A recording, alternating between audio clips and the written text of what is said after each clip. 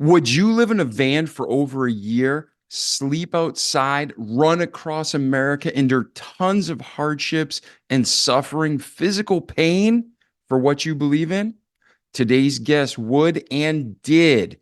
Check out the episode now. The Remarkable People Podcast. Check it out.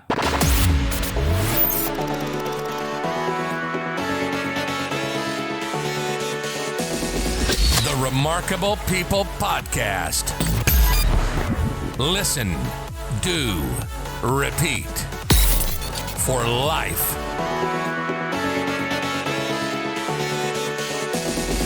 The Remarkable People Podcast. Hello, friends. Welcome to this week's episode of the Remarkable People Podcast, the Anna Strasburg story.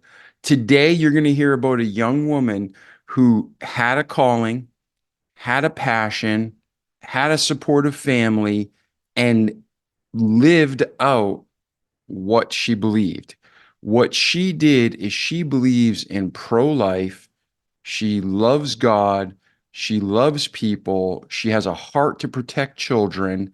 So she ends up running across America over months, maybe even over a year, living in tough conditions, being in pain, suffering mentally, physically, emotionally, but also having huge blessings. And you're going to hear about her journey and why she did it and how you can too. Because no matter what situation you and I are in, we're all given the same 24 hours in a day. And this young girl not only lived a full life and then went to college and then got out and ran across America, wrote a book, does public speaking, and is on fire for God. But then she got married, she had 4 children, and now she's fostering children, all because she practices what she preaches and she's preaching what God says. So whether you're a Christian or not at this point, this episode will give you motivation and hope. Some of you will listen to say, no, like she can do it, but I can't. That's a lie. Some of you will be, she can do it, I can do it too. Or some of you are like, well, okay, what do I do? What's the next step? In this episode, you're going to learn that next step and how you're going to communicate with God and how he communicates with you. And you're going to basically just take it day by day. But Anna's going to talk about her story, how she did it. And again, like our slogan says, listen, do, repeat for life. Don't just listen to Anna's story, but do apply the good in it in your life. Repeat it each day so you can have a great life in this world, but most importantly, in eternity to come. So you have a specific God-given love and purpose and place in this world. This episode with Anna will help you fulfill it. Hey, Anna, how are you today? Doing great. How about you? Man, I'm fantastic. Remarkable even. So I just spent a minute or two telling our listeners about you, a piece of your story, and they're pumped to hear it. Before we get started, though, with your story, if you were to talk directly to our listeners all around the world right now, different countries, different cultures, different experiences and backgrounds, they're going to get a ton of gold nuggets along the way in your story. But if you guarantee them one message of truth and one item they can take away from this episode, apply to this life, and be better people, what would that be? I would definitely say that pursue God and he has great plans for you. That no matter where you come from or what your difficulties have been or what you've accomplished for good, that God has a specific plan for your life, that he created you and that you are fearfully and wonderfully made, and that God has a purpose. And when you submit to that purpose that God has for you, your life could not be any more full. Now, it doesn't mean it's going to be easy, but it couldn't be any more full. God gives us purpose and God enables us to fulfill the purpose that he sets before us. Beautiful. I couldn't agree more. So what brought you to this place? Obviously, you're passionate about it. You've seen the Lord in your life, but let's rewind, start at the beginning, go chronologically through your life, the good, the bad, the ugly, the pretty ugly, everything that happened, all things work together for good to those that love God, to those called according to his purpose, right? So go through your life story and we'll stop along the way and ask questions, and hopefully we'll connect and help the listeners who are in the same situation, and then they'll figure out how to achieve and overcome too. Sound good? Sounds wonderful. Awesome. So So where were you go ahead. born? What was your upbringing like? Brothers, sisters, foster house? What was your upbringing? So I was born to a very wonderful Christian family. My parents are just amazing, amazing, love God, pursue God with all that they are. My dad's a teacher, and my mom stayed at home and poured her whole life into raising us to be godly and to seek after God for what he has for us. So I was in a very, very loving, healthy, good home. I went to a Christian school where I had very loving, good, positive influences. And through all of that nurture, through all of that love, I just knew that God had created me with a very big heart for other people, a heart filled with compassion for others, a heart that where I just wanted to love and to nurture and to protect as many people as I could. But fast forward into probably my 5th grade year. So like I said, being raised in a wonderfully godly home where my dad is just a renowned and beloved history teacher, and my mom just filling our lives with as much love as any child could ever hope for. So that set me up to be able to love others because I was so poured into as a child. And then in 5th grade, I had this extremely passionate pro-life teacher who just loved everyone around her, but had this unabashed, unfearful desire and passion to save preborn children. And somehow every verse we memorized and just about every project we did in my 5th grade classroom somehow came back to the sanctity of life and the importance of laying our lives down to save those who are weaker than ourselves. Even the Bible verses we memorized, Psalms 139 became a huge part of my life. How God made us fearfully and wonderfully. His works are wonderful, that God knit us together in our mother's womb. And then even a verse you just referenced, Romans 8:28, where God works all things for good. Those were 2 verses that I learned in that 5th grade classroom that just stuck with me. And I just knew from that moment on that I was going to dedicate my life to protecting those who are vulnerable, to protecting those who are weak, and to protecting those who God has called me to protect. And that was honestly a big start of my pro-life journey. And I was already a Christian, but a big start in being pushed towards living the way that Christ would call us to live. And then so in 5th grade, you're feeling this. Some people, I'd say most people, they're kind of floundering through life, even in their 40s. And there's people who right off the bat from a young age, they know exactly what their place is in life and what their calling is and to fulfill it. So when you were talking about this with your parents and your friends, did they agree? Did they be like, you're crazy? What were they thinking at that point? My parents were excited. My parents are so faith-driven that they would say things like, whatever God calls you to, that's the best place for your life. We would love for you to live by us and to stay by us, but wherever God calls you, we would be the happiest for you, the most joyful for you if you pursue what God has. And so I knew my purpose was to do something pro-life, but I didn't know what that would mean. And that honestly became the next many, many years struggling with what God would have for me and how God would call me to defend the weak. So I loved God. I led in high school in different ways, trying to bring people closer to God. And I even tried to lead in a pro-life way, but I honestly didn't know how. So I got a group of my friends to write letters to birth moms who had chosen life for their children and either kept them or put them up for adoption. But through all of this, I just felt like God had called me to something bigger with the pro-life movement and with protecting the vulnerable, and I didn't know what it was. And so fast forward into college, and I started talking on campus about the pro-life movement. I would do presentations. I was studying to be a math teacher, so I would use the teaching rooms where we were supposed to be doing like math presentations, and I would pack them out with a pro-life speech and talk about fetal development and why God calls us to protect the weak, and explaining abortion procedures for most people who had never even heard much detail about abortion. And I felt like I was trying, but I felt empty. And I'm also a runner. I've always loved to run and play soccer and do sports and things. And when I was a sophomore, I was training for a half marathon, another one, and I was just using that time to pray, to seek God. And so as an aside, like, I would challenge any of our listeners that if you want to pursue what God has for you, set aside time to pray. Set aside time to seek God and to genuinely ask him, what do you have for me? Because if you aren't sitting down and being quiet, I mean, I say sitting, I was running while I was praying, but if you aren't taking a specific time that you are just seeking God. And I was a busy college student. So one of the main times that I prayed was the couple hours that I was running. I would just run and beg God to show me what he had for me, to how I could be more like him. And it was during one of those runs, I was on a 10-mile training run for my race. And I told God, I was like, God, I kind of feel like a fraud. I have been pro-life my entire life. I love you so much, but I'm studying to be a math teacher. And I kind of feel like a fraud telling people to be pro-life and yet doing nothing about it. I felt very empty in my calling. And so at the end of that run, I was in a finishing sprint. I always like to finish as fast as I could. And I cried out to God and I said, God, I don't know what you want me to do. If you want me to be a math teacher, I will try to be the best math teacher that I can be. I will study. I will love my students. I will bring animation and excitement to the classroom. But God, if you want me to be pro-life, then show me how. You have to show me, because I don't know what I'm supposed to do. I don't know how I can make a difference. And I don't know what I can do to fulfill what you've called me to.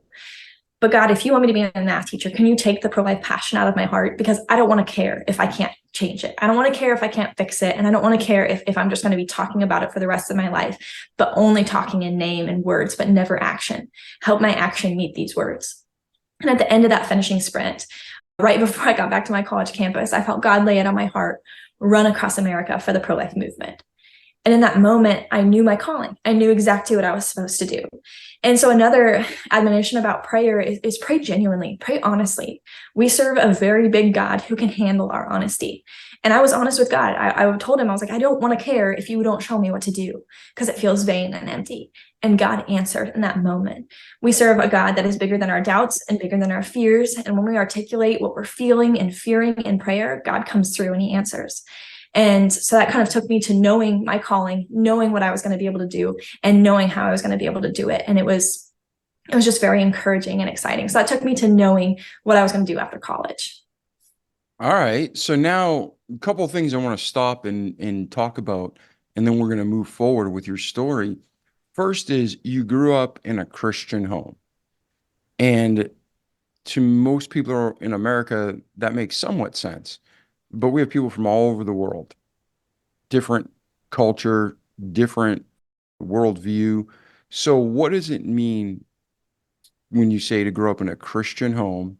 And then what's the difference between someone who grows up in a Christian home and they are a Christian, they are Christ-like? So the Christian home I grew up in, I would say, because some people grow up in a Christian home, but it's only a name. And I would say that was not true for my family. I saw my parents live their lives as daily sacrifices for God. My dad pouring into his students and teaching them the gospel, even through history, every single day, making his decisions in light of how to best influence students on how to best lead them to Christ while teaching them history, how to equip them with a worldview that puts others first through his history classroom. And then seeing my mother, who is so gifted and so capable, pour those giftings rather into things that, like, into herself, pour those giftings into her 6 children.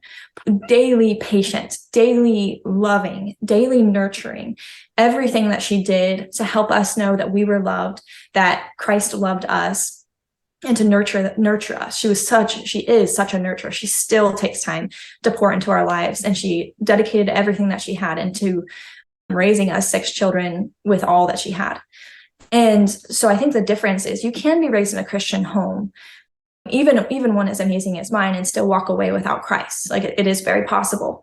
So the difference is that you make a personal decision for Christ, that you make a personal decision that he is your first love. And the cool thing about Christianity is sometimes, Christianity, it gets a bad rap, like it's a religion.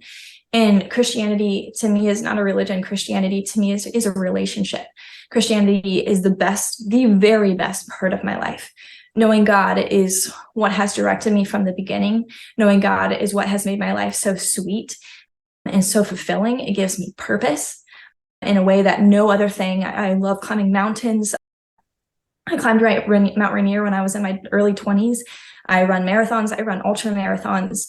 I've written books. I do public speaking. I do these different things, but nothing is fulfilling. Nothing is satisfying besides God. God is the fulfiller, and God is what makes life beautiful. God is the one who gave me the ability to climb a mountain. God is the one who gave me the joy in running. God is the one who gave me the ability to write a book. Without him, all of those actions are hollow. Without him, everything will be forgotten. Without him, my life has no meaning and no purpose. And there is no accomplishment that I could strive for that would have meaning apart from knowing that I am serving God and that my life is literally a living sacrifice for him. Everything that I do, ensuring that I'm honoring God and that I'm protecting his children and leading his children to a life that isn't a life of captivity, that isn't a life of servitude, but a life that is lived with so much joy. That's one of my favorite things about the Christian walk, is because we have fulfillment, because we have purpose in God, it gives us so much joy to live the way that Christ called us to live. Amen. And that is the truth, because you can have all the religion in the world or grow up in a house, but that doesn't mean you have that relationship personally with God. So for all of our listeners, when Anna's talking about a relationship, I mean, she does. She talks to God. She reads her Bible. God talks to her. And once you've trusted Christ, not just believed in Christ, but trusted him, the Holy Spirit indwells you. It says you have an unction from the Holy One. You know all things, right? So there's more power in us with the Holy Ghost than there is evil and combined in all the world. So that's what Anna's referring to when she says she's a Christian. She's trusted Christ, and hopefully we live a Christ-like life, right? Christian, Christ-like. So now you are in college, you're running, you decide that you're going to run across America. So as a dad, that's crazy. My daughter's going to run across America. What? Like, I want her to serve God, but I want her to be safe. So talk about you telling your family. How did you prepare for this journey, and how did it go? So like I said, I was a sophomore, and I really felt like God was calling me to graduate and just plan for 2 years, train. It takes a lot of training physically to get ready for a 3,000-mile journey like that. That's going to be taken on foot. So I went home after my second semester sophomore year, and I told my parents, and they definitely were a little nervous. I could tell, but they never told me, they never let on how nervous they were until I finished the journey, which was such a blessing to me. Because when I first told them, they had the same response that they've always had. When I left home from Kansas and went to a college I'd never even visited because I felt called to go there, they were so open and joyful for what God had for me.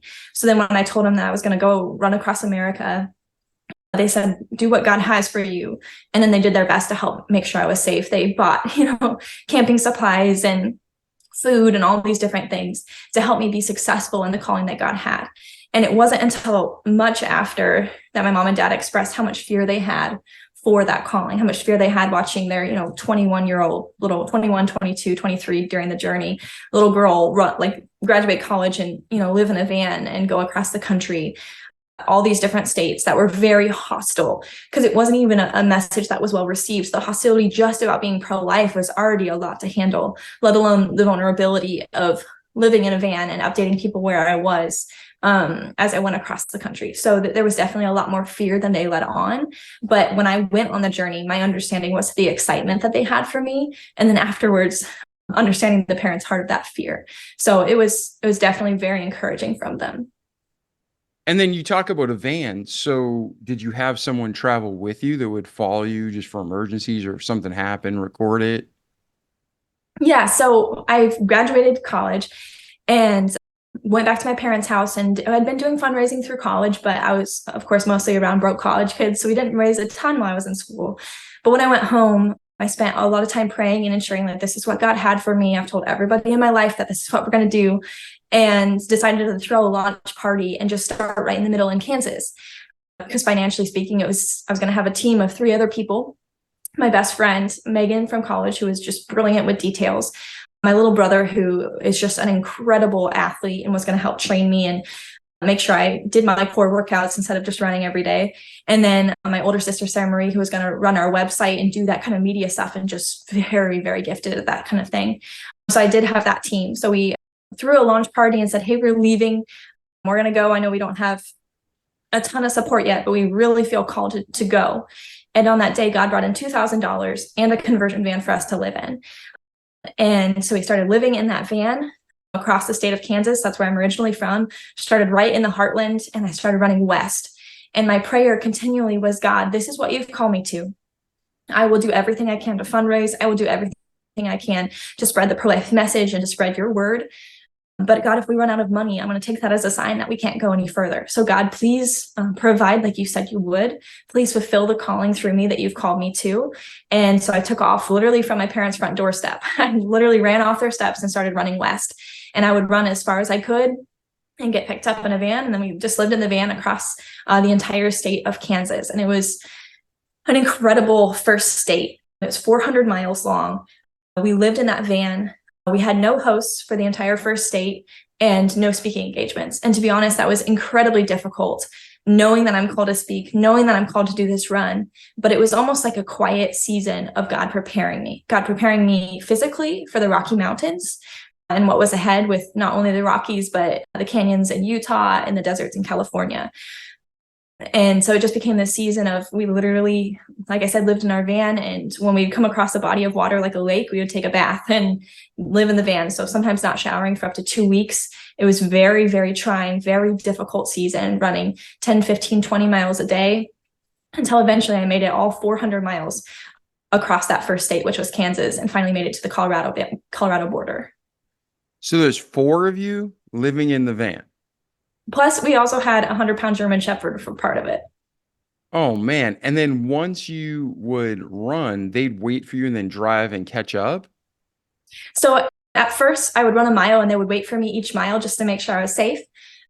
But when my little brother decided he would start running with me, he's, like I said, he's a phenomenal athlete. So he went from running, one day he'd run with me, and because of an injury, the other day he would cycle with me. So he started being with me. So I could run, and then the other 2 teammates could work more on social media and our website, and actually the pro-life outreach portion, scheduling events, trying to get us hosts so we could have somewhere to stay. So they were able to focus more on that in a coffee shop. While my little brother and I ran the whole time, but he would either run or bike with me and encourage me along the way, pack snacks for me, and just really support me throughout the journey. So yeah, so there was a team of 4 living in a van. There was only room for 3 in the bed. So it was the 3 girls in the bed. And when we were in like a Walmart parking lot, my brother would sleep on the roof. And when we were in like a more secluded area where it was more private, he would just kind of camp out on a sleeping bag on the ground, no tent or anything. So it was a pretty wild start. That's awesome. All right. So now you guys are doing this. It's, you're doing it together, but at the same time, there's a lot of just hours on the road. And what's going through your head as you're running, Anna? Well, there was a lot of loneliness, just out there running. 20 miles is, with breaks, close to 4 hours of running. And I was hitting 20 sometimes every single day, 5 days in a row, and then taking a couple days off. And the state of Kansas was definitely a growing season for me, learning to trust God, learning that God had a reason, even if I wasn't speaking, even if I wasn't spreading the pro-life message the way I thought I would be, that God was strengthening me to just trust, just be like a child and just trust that God has good things coming. Because it was amazing. As soon as we hit the Colorado border, our mission just exploded in a good way. It just grew exponentially. I started speaking multiple times a week, all across the state of Colorado. Hosts opened up across the whole state. So we went from never showering until we found a body of water to being in Colorado with constant hosts. And we did a lot of camping too, but a lot more hosts than we had. Speaking engagements, so many that it felt like we were finally spreading the pro-life message. And I would speak, and I always said I would speak anywhere that God opened the doors. So youth groups, churches, Bible studies, schools, anywhere that God had, I would spread the pro-life message with my team. And I just really saw God opening doors and hearts being changed, and people coming up to me with stories of their abortions they'd never told anybody, or teenagers saying, hey, my friend's pregnant and I'm so thankful I heard this so I can help them choose life. Just all the things I always dreamed of in terms of the pro-life message started happening, and God started opening those doors in Colorado. But there was also a lot of fear during that time, because each step I took across Colorado drew me closer to the Rockies. And as a Kansas girl, that was pretty intimidating to know I was going to be running the Rocky Mountains. Yeah, altitudes alone change is crazy.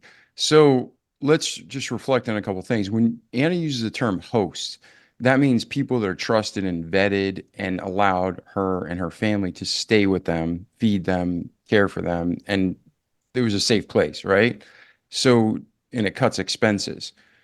But Anna, when you keep talking about pro-life and about what you are actually running for, And there's someone out there now that they're listening to this. They could be in India, they could be in Indiana, anywhere in the world. If they're pregnant and they're considering abortion, let's just stop right here. What are, your thoughts on life? What are your thoughts on abortion? So at the moment of fertilization, we have a unique human being who comes into its existence. So right when that sperm and egg meet, you no longer have two separate parts of the mom and dad, but you have a unique child with their own DNA, and that child is distinct from the other 8 billion people on the planet. That child is distinct from anybody in all of world history and anybody in the future history, the future to come. That child is completely unique. They have their own hair color, their own eye color, their own gender, their own ethnicity. That child is so distinct from the mother and father that even if you were to take a Hispanic embryo and implant it in a white woman, that child would still be born Hispanic. That's how unique and distinct from the mother this child is. So what I also want to tell you is if you're pregnant and alone and you don't know what to do, there are resources. I will help you find resources. There are pregnancy centers across the nation who will give you a counsel, who will give you free pregnancy advice, who have ultrasounds to help you know how far along you are. They will meet you when you have your baby with diapers and cribs and car seats and whatever you need. And there's also other organizations like Let Them Live who help you if you can't meet your rent. There are so many organizations out there that have loving arms. So when people feel like they want a choice, this is the choice to choose life. This is the choice to embrace the life that God has given you. And there are so many resources. I think the pro-choice side has a lot of fear to it, but this is a time where we don't have to be afraid because people will come alongside you and meet every single need that you have and protect you and your child as well. Yeah, I couldn't agree more. And something to think about, like whatever position you are, whatever side you are right now, think about this. If you took baking soda and vinegar, it's when you mix them together. Do you guys ever do the science experiment where it bubbles, right? And have you ever done that? A Yeah. lot of people use it for the volcano models in school, right? At the moment the baking soda and vinegar touch, the reaction happens. And that's the same thing as the egg and the sperm. Life begins at the moment of conception. And that's science, that's common sense, that's fact. But a lot of people just don't think of it that way. And the other thing I want to talk to you about and just point out what Anna said is these centers to help you. So many resource centers for single moms and single dads. But we're talking about the actual pregnancy and the mother's carrying the baby, and could be scary and it can be intimidating. You can have everybody around you telling you get rid of the baby. But there's fake centers too. Like there's a big one called Planned Parenthood, and that's not Planned Parenthood, it's planned murder. Correct me if I'm wrong, Anna, but what are your thoughts on Planned Parenthood? That their revenue is based off of taking the life of people's children. So it's not going to be a resource to help you choose life. It's not going to be a resource to help you mother. And they're very, very, very, they are very much after making a profit off of killing your child. So protecting the life already growing inside of you, nurturing that life will happen if you go to a pregnancy center. But if you go to Planned Parenthood, their job is to convince you to have an abortion and to convince you that this is the best decision for you. But the thing is that when you're already pregnant, that you're not planning your parenthood. Like you're already a parent. Like you already have a child inside of you who needs protection, who is vulnerable and weak and needs you to be strong. And when you go to Planned Parenthood, they're not just fixing your problem, like they say, they are ending the life of your child. So you're either going to deliver a living baby by visiting a pregnancy center, or you'll deliver a dead child at a Planned Parenthood. Either way, you'll deliver a child. Either way, you're already a parent. So it is not planning your parenthood. It is ending the life of your child. And so not allowing yourself to go to a place that literally profits off the death of your child is going to be a huge step in the right direction. But heading to a place that's going to say, hey, there are options. We are actually here to support you. We are actually here with prenatal care. We're actually here to help you know how to budget so you can raise your child. Oh, or we're here to help you know how to do adoption and help you pick proper parents for your child. Those are the kind of people you want to surround yourself with. And so finding these real loving, godly centers that are going to come alongside you is definitely where you need to go. Yeah, and we won't get too deep in the weeds on this, but for centers like Planned Parenthood, ladies and gentlemen, it sounds like who would do that? Man, there's a lot of evil people in the world. Remember, God is good and Satan fell. He's a fallen angel. And he convinces, and misery loves company. He's taken as many people down as he can, and he confuses. Confusion, darkness hath blinded their eyes. So he makes people think that they're doing the right thing, and they're steadfast. I'm going to do the right thing. There's nothing wrong with killing a baby. It's murder. And these centers, like Anna said, make money and profit off killing babies. So when you come in, they don't care about the situation. They don't care about you. They're just trying to program you to kill that baby so they can make money off it. And we don't have to go into all the details. This isn't conspiracy theory. You can Google it. There's all the information of how they make money all over the internet. And it's disgusting and vile, and they're murdering for money. That's what it is. It's not about best for you or your child. It's money. So go back to what you're doing to stop this, Anna. So now you're running, you get through the first state, you get to Colorado, the Rockies, super intimidating, right? Mile High City in Denver, and that's in Colorado alone. And you're running, but now you're getting speaking gigs and you're getting, all this attention. So is it making your run harder, easier? Where are you going from there? So the speaking engagements they were an encouragement to me. So they definitely helped. It showed me that we were making a difference, that we were covering ground, that people were starting to hear about our journey. And because I'd already run 400 miles, people knew I was committed. I think some people were wondering, oh, this is a new organization. How can we know that they're real? And after running 400 miles, they started to really know that I meant what I said when I said I was going to run across America. So the speaking engagements made it easier. The hosts, especially, the kind people who opened their homes, they were just church members of churches that we contacted. We didn't know them, but they opened their homes to us, enabled our whole team to stay in their homes. They fed us and just took care of us. It really was one of my first experiences really being embraced by the body of Christ, really just feeling the hands and feet of Christ take us in when we had no home, when we had nowhere to go. And during this time, so I started in the summer, but by the time I made it into the Rockies, it was fall. So the temperatures are dropping. I'm climbing an elevation. And the whole time it's getting easier because of hosts, but we were, like I said, spending still a significant time camping. And so Denver is the Mile High City, but I was originally going to go through Denver, but that elevation was so much higher. So I went through Southern California on Route 50. And the highest elevation I was going to have to face was 11,000, I think 315 feet or something, 11,000 plus feet. Which is still extremely high. Still incredibly high. And it was called Monarch Pass. That was the highest elevation I was going to have to face. So slowly I start running in the Rockies, and I'm entering in through Canyon City, and my mileage starts to lower to 10, 12 miles a day. It was the most I could crank out at that elevation, especially, being from Kansas, going to college in Florida where there's not a lot of elevation. I had tried my best to train in mountains when I could, but I really had a hard adjustment to the elevation and the thin air and the cold weather. But slowly I found my stride, and I began to run the Rockies with confidence. But then it came to Monarch Pass, the base of Monarch Pass, and my little brother was running at this point with me. And there was a 20-mile approach to the top of this elevation of 11,000 plus feet. And I just stood there completely fear-struck, like just unable to get myself to run. And I just remember there were just these beautiful hills all around me, and the weather was cold.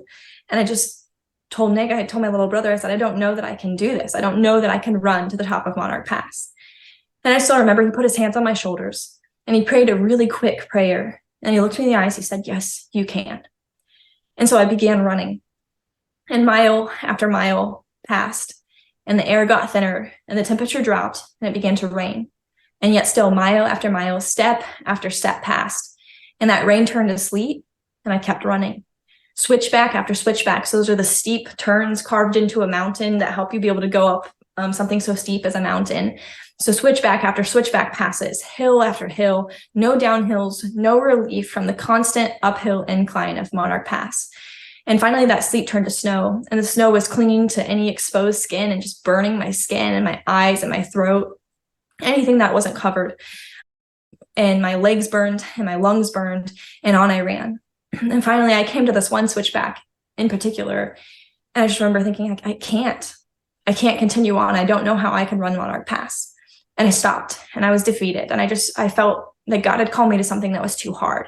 Running across America was too much for a girl from Kansas. And I just remember my little brother didn't even miss a beat. He just kept running just a few strides ahead of me. And he said, "What are you doing?" And I said, I can't. I just yelled at him over the wind and the cold and the snow. And I said, I can't do it. And like I said, without missing a beat, he kept running and turned back and he said, "Yes, you can." And something about him having run the steps before me, I was able to pick up my feet once more and run that next switchback. And what's so funny is it ended up being the last switchback of Monarch Pass. And I made it to the top of Monarch Pass, 11,312 feet. And I stood at the top and the snow began to calm. And I looked back over my shoulder, panting, exhausted, just worn out from this constant uphill climb. And I looked back over my shoulder from where I had come. And there was this rainbow across the sky. And in the Bible, God has the rainbow as his symbol of faithfulness, that he is going to keep his promises. And to me, a weak Kansas girl who couldn't find her purpose unless crying out to God to direct me, to guide me, so dependent on God that even when I was doing what he called me to, I still felt like quitting. But we serve a God of faithfulness, a God who keeps his promises, a God who says, "I will call you, but not only will I call you, but I will provide for you, even when you're alone." And I felt so alone on Monarch Pass and so defeated on Monarch Pass. But those words from my little brother, "Yes, you can," reminded me of that faithful promise of God. And I'll never forget the rainbow of his faithfulness across Monarch Pass as I stood there at the highest point of elevation of my entire journey across America. Yeah, and I think that's such a great, I mean, what a blessing. You have God, you have your brother. But most people, Satan attacks them right before the greatness, right before you get to the finish line, right before you get to you finish the hardest part.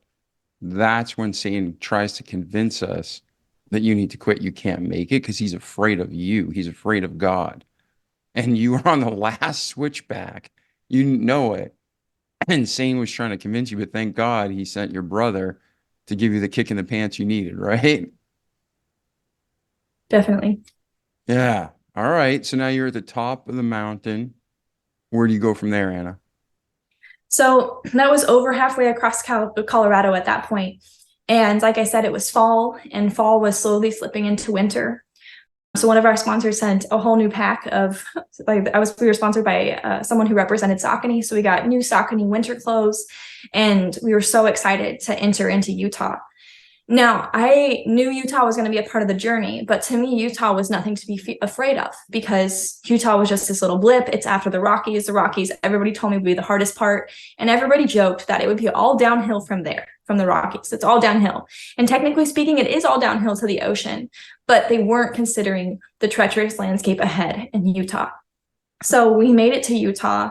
Winter, it's the end of November, early December. It's freezing cold. We're not in the northern Salt Lake City part. We are in the southern cutout canyons, barren, rural, no people part. So again, we go from this high point of constant speeches and constant encouragement. And yes, believe me, difficulties, high elevation, strenuous mountain running. That was incredibly hard.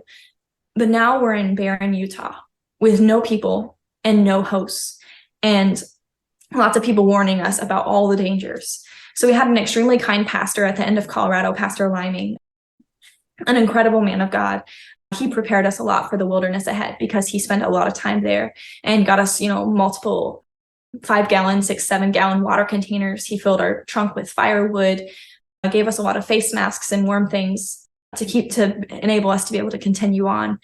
But even with all of his preparation and all of his, I wouldn't say fear, but his admonishments about what lay ahead, we still had no idea what was coming.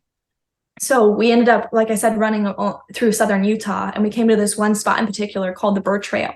Now, the Burr Trail is on Bureau of Land Management land, which means no one lives there. It's government land that anybody can live on. And during the summer, it's pretty busy, but during the winter, they said you could go weeks without seeing a single soul on the road. And it's this 80+ mile stretch of wilderness land in the winter. And the roads were literally cut out of canyon walls, where sometimes it was up to 14% grade, which, if you don't know grades, that is extremely steep to be running.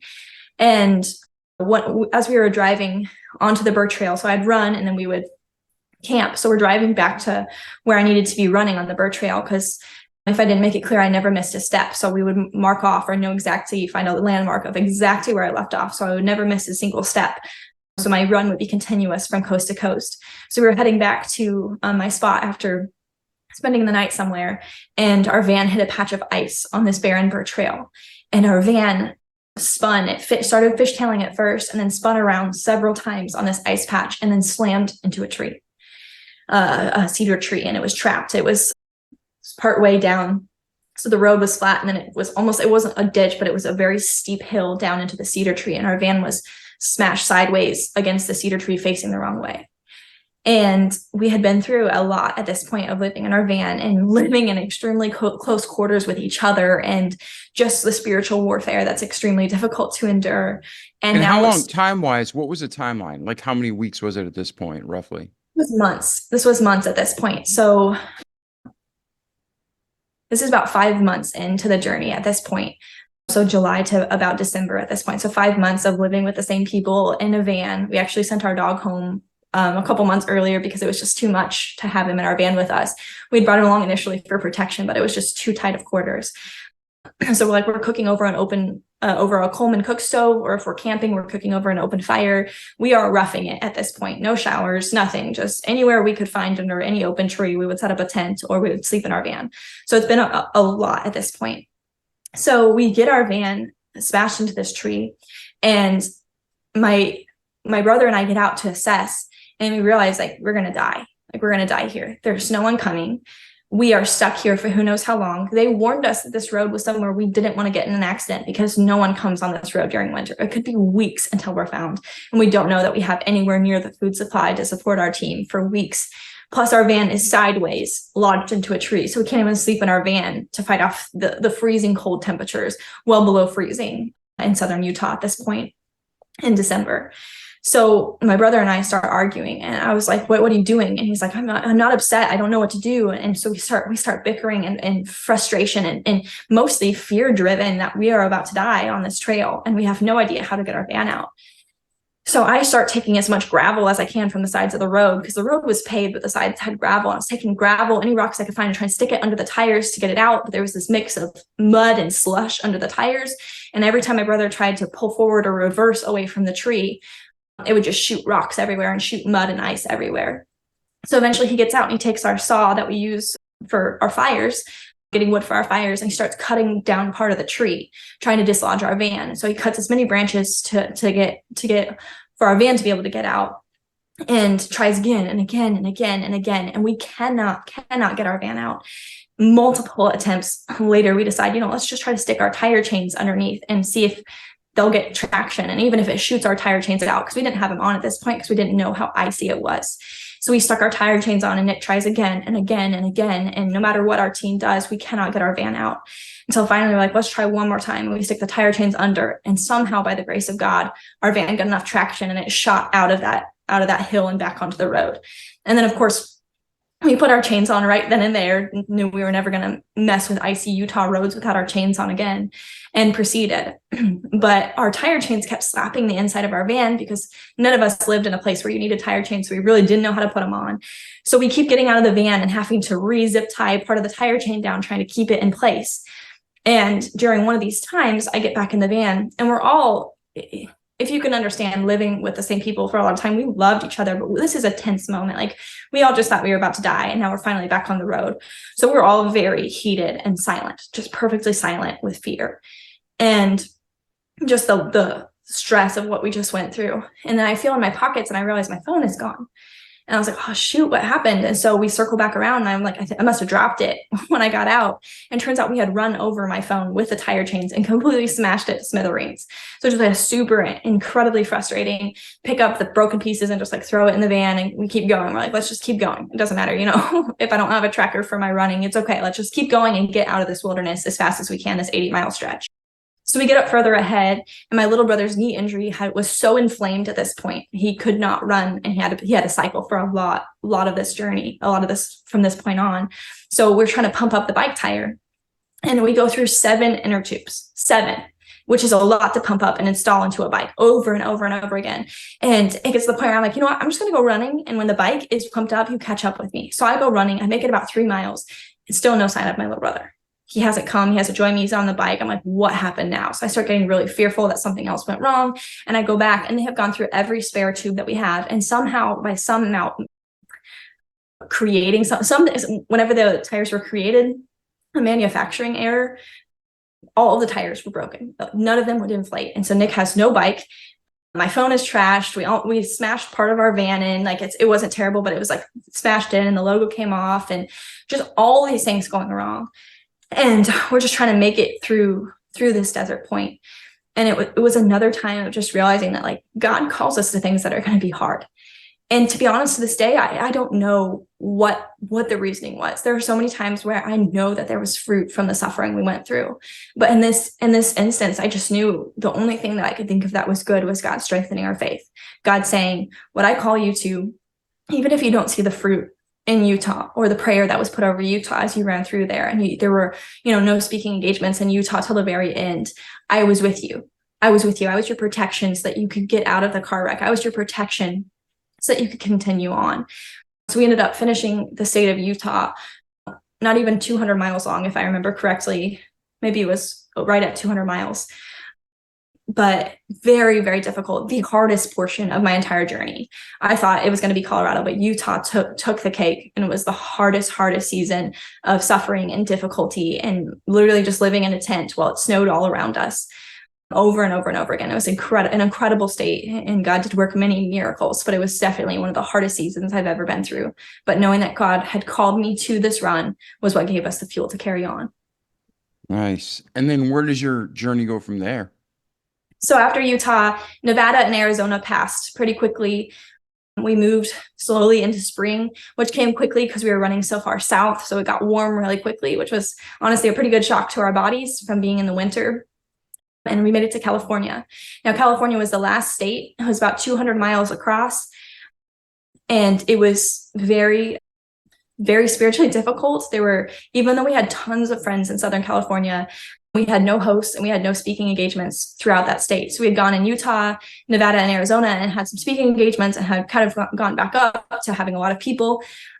But California was very quiet, a very quiet 200 miles of, 95 plus degree heat days, sweating so hard that salt crystals were constantly forming on my face, almost passing out, throwing up all the time from overheating, drinking 2 liters of water every single run and still not feeling satisfied.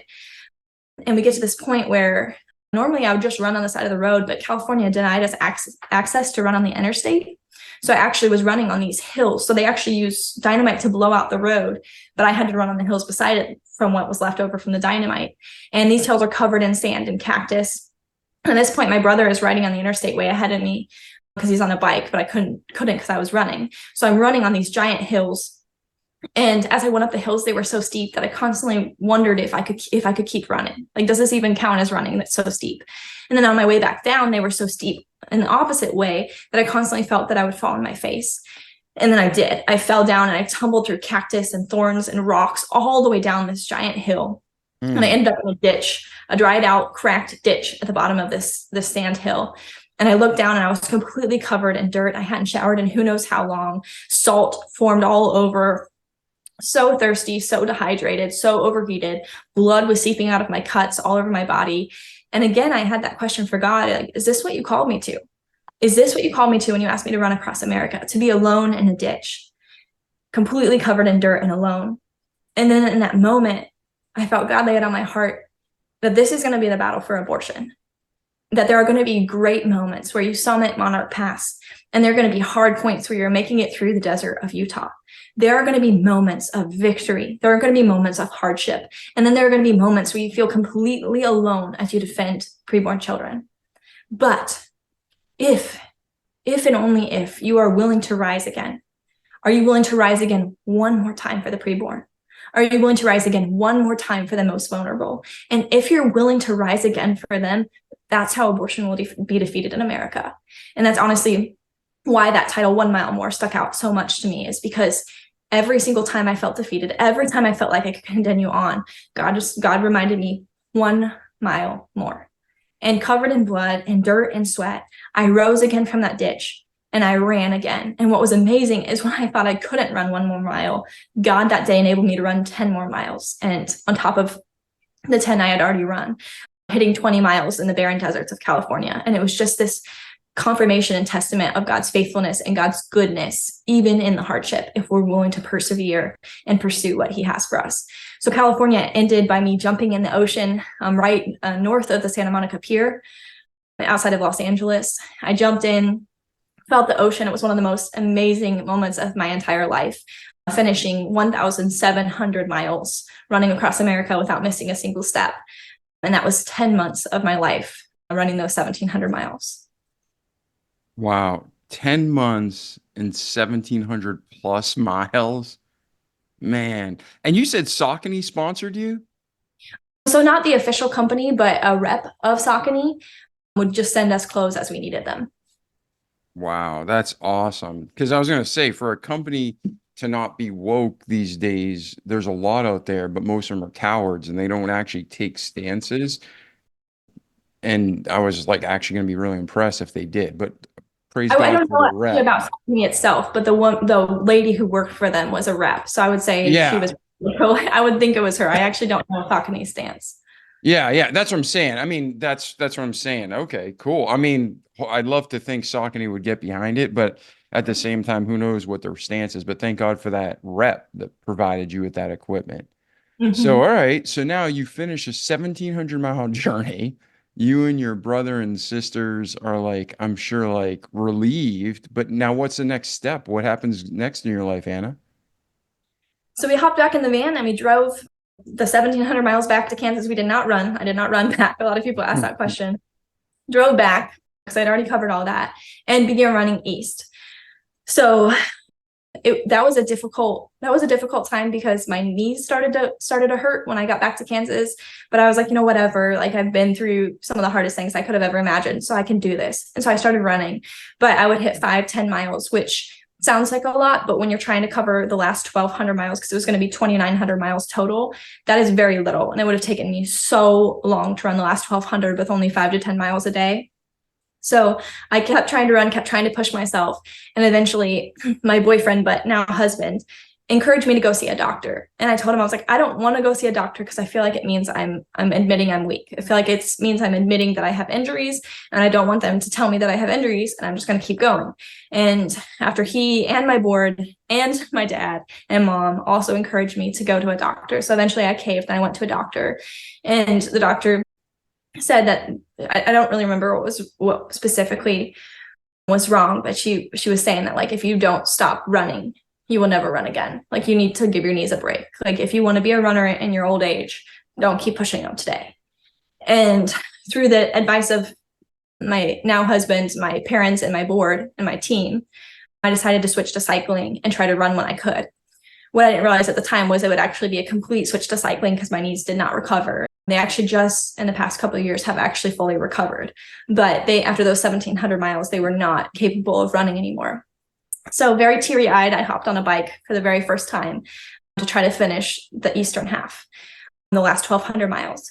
Now, what's really neat is that God, like we talked about in the beginning, God does work all things for our good. And what I saw as a weakness, what I saw as a failure, what I saw as not keeping my word about running across America, all these things that I felt like I was not doing what God had called me to do, even though I physically couldn't carry on. And then just keep that voice in my head that kept telling me that I was a failure for cycling the last 1,200 all fell away when I realized that God was working good. Because I was on a bike, I was significantly less exhausted all the time. When I was running, speeches worked and I did my best, but I didn't give very many because I was so tired all the time from running. But when I was on a bike, I could bike, 30 to 70 miles every single day and feel tons and tons of energy comparatively to running 10 to 20 miles. It was just so much easier to cycle.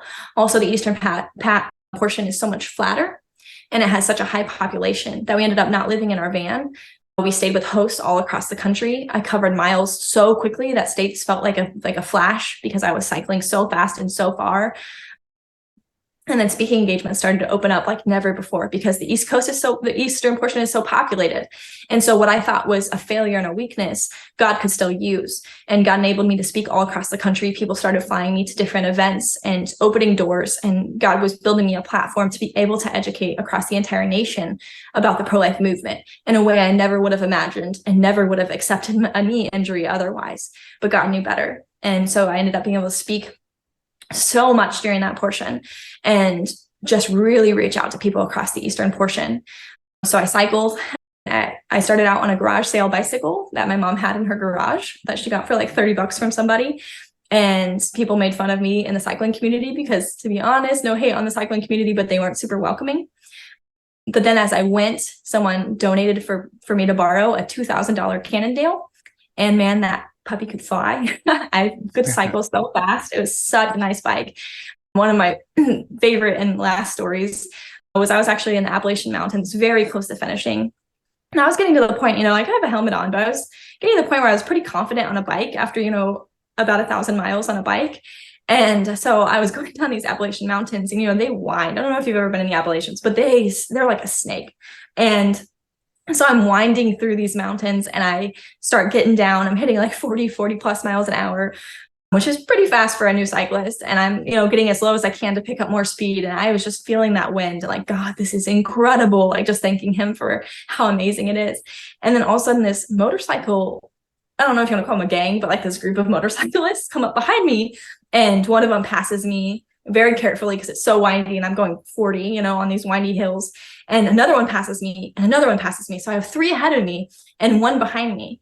But I was going so fast and the roads were so windy that I was actually keeping up with the 3 motorcyclists. And the 4th one actually never passed me because I was going so fast. So just for a little blip of a few minutes, I always joke that I was part of a motorcycle gang as I went down these mountains in the Appalachians. And I love sharing that story because there were a lot of hard parts of the journey, but there were also a lot of beautiful parts and a lot of parts that I got to see the U.S. firsthand. I got to do cycling, which is a sport I probably would have never picked up had I not had this injury, and just so many wonderful things and the fruit of God enabling me to spread the pro-life message. Me, who I told God that I was weak and told God that I was not a public speaker and told God that I didn't know what I could do and I had no idea that God could use someone without talent and without strengths, but he could give me strengths and he could give me ability. So I finished that eastern portion, the eastern 1,200 miles on a bike, and ended up at the steps of the Lincoln Memorial. So I jumped in the ocean and then gave my speech on the steps of Lincoln Memorial with about 100 supporters who had supported me across the entire country. And I gave a speech where Martin Luther King Jr. once proclaimed civil rights for African Americans. I was able to ask for rights for our preborn brothers and sisters. I was able to stand there and proclaim God's love for them and thank God for his faithfulness throughout our journey. And it was one of the most surreal moments of my life, having completed the 2,900-mile journey, and then to be able to proclaim God's goodness and God's faithfulness and that reassurance in me, like I said in the beginning, that when God calls you to a purpose, he will provide. And God provided in a million more ways than I could ever share in a short podcast. But God provides, God meets our needs, God enables us to continue on when we are weak. And that's the only reason that I became a USA crosser, was because of God's strength. Amen. And for the men and women across the country listening, some of you are like, well, I didn't grow up in a Christian home, or I had a horrible upbringing, or, I got this, I can't run. I got 1 leg. Who knows what it is? The message in Anna's story is God's always good. He's always there. He loves you. And you can have your time. Anna's journey started with her spending time with God. That's it. She's praying, talking to him. She's reading her Bible. He's talking to her. And then she found her calling. You can do the same thing in your life. Spend time with God, be moving forward, and ask him to redirect you if it's not the right direction or right goal. But at the end of the day, you can hear that Anna's journey was not easy. It was painful, right, Anna? I mean, there was times it was just flat out painful. Yes. Yeah, but she kept moving forward. She kept moving forward with Christ and depending on him. And God put people, places, and things in her life to help her get through it. And he'll do that for you too. And that's not pie in the sky prosperity doctrine. That's real fact. We don't know what the journey is going to look like, but God promises we're always going to get to the destination. And even on this earth, average life 75 years. What are we going to do with that 75 years to invest in the rest of eternity? So thank you, Anna. So now we can't finish the story there. Once you give the speech and your journey ends for the race, so to speak, where does your life go from there? Bring us through to today. Okay, so just very sweet. So at the end of my journey, my boyfriend then, who just, I didn't talk much about it, but wrote me love letters across the entire country, supported me when everything was wrong, when everything was worn, when I felt very alone. He supported me and loved me and encouraged me in God throughout the whole journey. At the very end, he actually proposed to me at the National Cathedral in Washington, D.C., in a rose garden, and it was very beautiful and very wonderful. And after I finished the run, I went home, and he was still in grad school. So we, between years of his 2-year degree, we got married. We ended up having a baby right away, which I was thrilled about. I just really love children. That's why I'm pro-life. I want to protect children. So we had a little girl right away. And then 13 months later, we were blessed with twin boys. So we had three, and we weren't even 3 kids, and we weren't even married 2 years yet. And then just 18 months later, we had our fourth. So in 2.5 years, we had 4 kids. So we had 4 before our 3rd anniversary, and we loved it. All this whole time, God had given me this platform from my run. So I ended up getting to a lot of public speaking. I still do.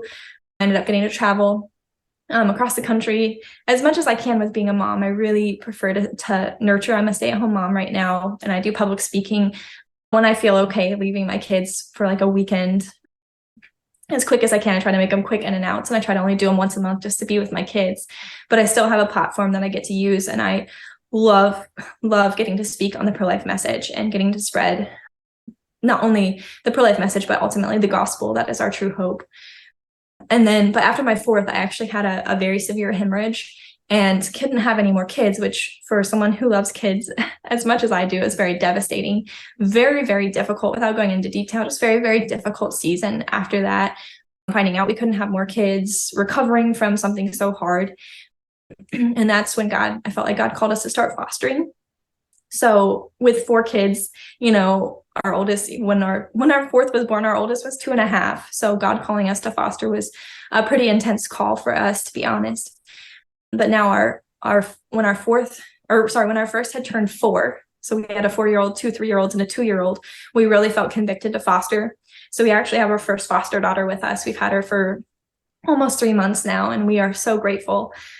And it just feels like, again, even in my weakness, even in my inability to have more children, God has still enabled me to have a heart to love other children for as long as God lets us have them, whether a few months or years, whatever God has for us, that we get to love more.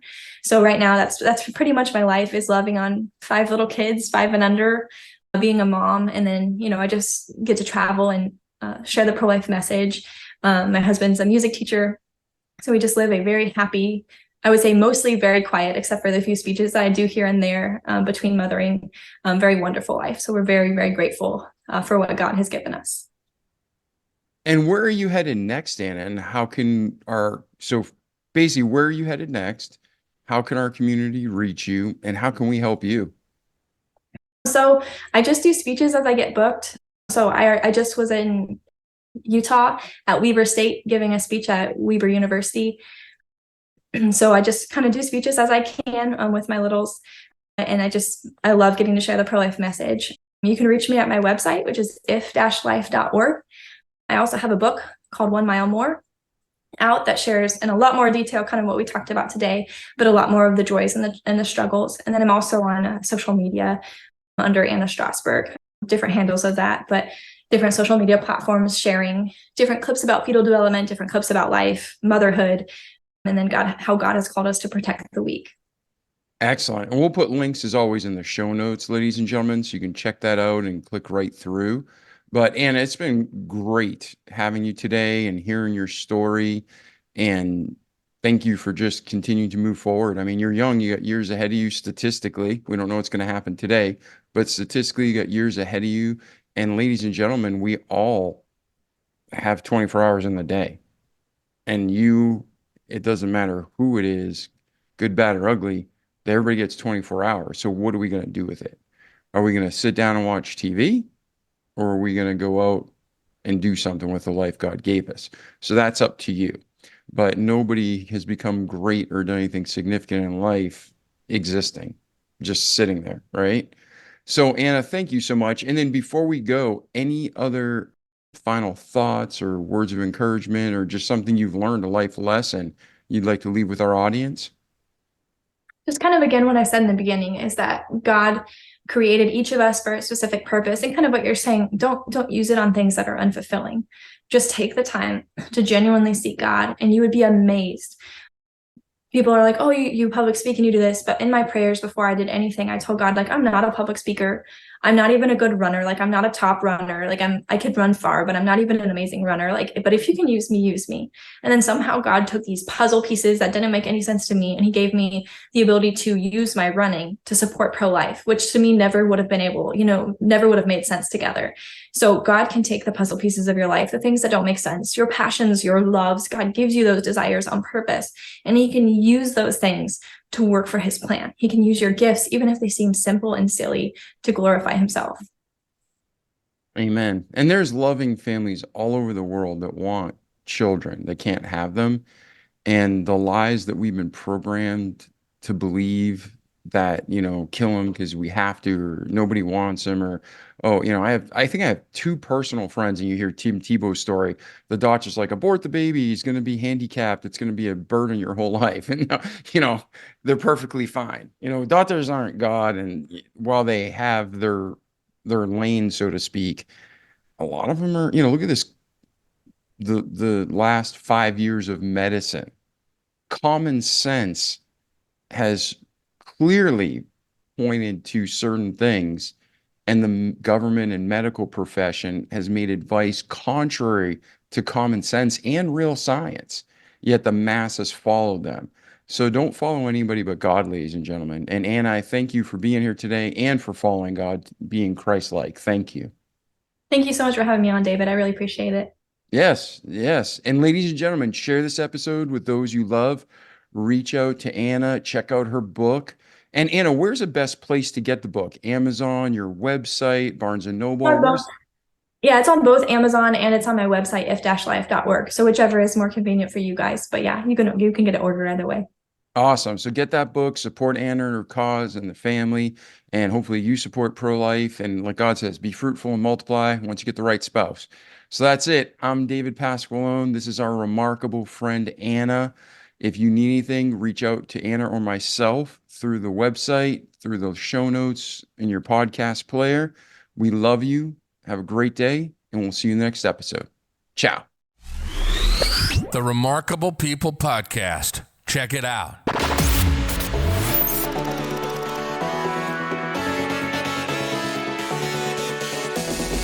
The Remarkable People Podcast. Listen, do, repeat. For life.